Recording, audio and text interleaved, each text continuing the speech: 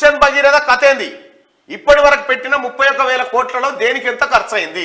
అప్పులు ఎన్ని తెచ్చారు? కాంట్రాక్టు పనులు ఎవరికి ఇచ్చారు? ఎన్ని పైప్ లైన్లు వేశారు? ఆ పైపులు ఎక్కడి నుంచి తెచ్చారు? అధికారులను లెక్కలు అడిగిన CM Revanth Reddy fibre grid project పైన రిపోర్ట్ ఇవ్వాలని ఆదేశం. మిషన్ భగీరథ పథకంలో గోల్మాల్ జరిగినట్టు ఆరోపణలు, విచారణ చేయించే యోచనలో రాష్ట్ర ప్రభుత్వం. మిషన్ భగీరథ కాలి పైపులే వరిసిరు, పాత ట్యాంకులకు సున్నమేసిరు, అంతే. ఆ బ్లూ కలర్ పైపులు ఇంటింటికి వరిచి కేవలం పైపులు వరిసి పైసలు మింగే కార్యక్రమాన్ని దిగ్విజయంగా చేసిరు. 31,000 కోట్ల రూపాయలు దాంట్లో ఖర్చు పెట్టిరు.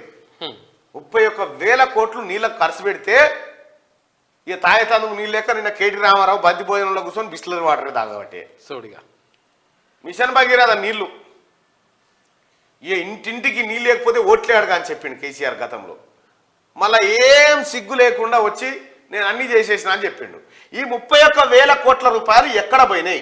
మిషన్ భగీరథ అంచనా వ్యయం 43,791 కోట్లు. ఇప్పటిదాకా చేసిన ఖర్చు 31,000 కోట్లు దాదాపుగా. ఇక మిషన్ భగీరథ పథకం లెక్కలపై రాష్ట్ర ప్రభుత్వం దృష్టి పెట్టింది. గత బీఆర్ఎస్ సర్కార్ మొదలుపెట్టిన ఈ స్కీమ్లో గోల్మాల్ జరిగినట్టు ఆరోపణలు రావడంతో అన్ని లెక్కలు తెలుసుకునే పనిలో పడింది. ఇప్పటికే కాళేశ్వరం విద్యుత్ సంస్థలు సింగరేణిపై ఫోకస్ పెట్టిన ప్రభుత్వం ఇప్పుడు ఆ లిస్టులో మిషన్ భగీరథను కూడా చేర్చింది. దీనిపై ఇప్పటికే ప్రాథమిక సమాచారం తెలుసుకున్న సీఎం రేవంత్ రెడ్డి మరిన్ని వివరాలు ఇవ్వాలని అధికారులను ఆదేశించినట్టు తెలిసింది. మిషన్ భగీరథ కోసం చేసిన అప్పులెన్ని, అవి ఎక్కడి నుంచి తెచ్చారు, ఇప్పటిదాకా పెట్టిన 31,000 కోట్లలో దేనికి ఎంత ఖర్చు చేశారు, ఏమేం పనులు చేశారు, ఎన్ని కిలోమీటర్ల మేర పైప్ లైన్లు వేశారు, ఆ పైపులు ఎక్కడి నుంచి కొనుగోలు చేశారు, ఎవరెవరికి కాంట్రాక్టు పనులు అప్పగించారు, ఇప్పటి వరకు కాంట్రాక్టర్లకు చేసిన చెల్లింపులు ఎన్ని అనే దానిపై పూర్తి వివరాలు అందజేయాలని సీఎం అడిగినట్టు సమాచారం. ఈ ప్రాజెక్టుకు నిజానికి ఇంత ఖర్చు అవుతుందా?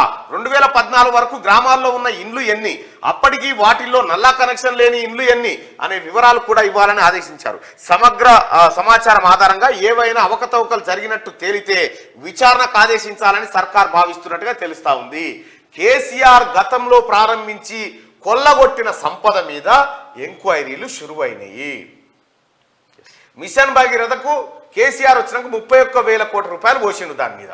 ఇది వరకు మీ ఇళ్ళలో నల్లలు లేకుండేనా? మంచినీళ్ళే తాగలేదా? నీళ్ళ ట్యాంకులే లేకుండేనా? ఏం చేయి ఖాళీ ప్లాస్టిక్ పైపులు వరిసి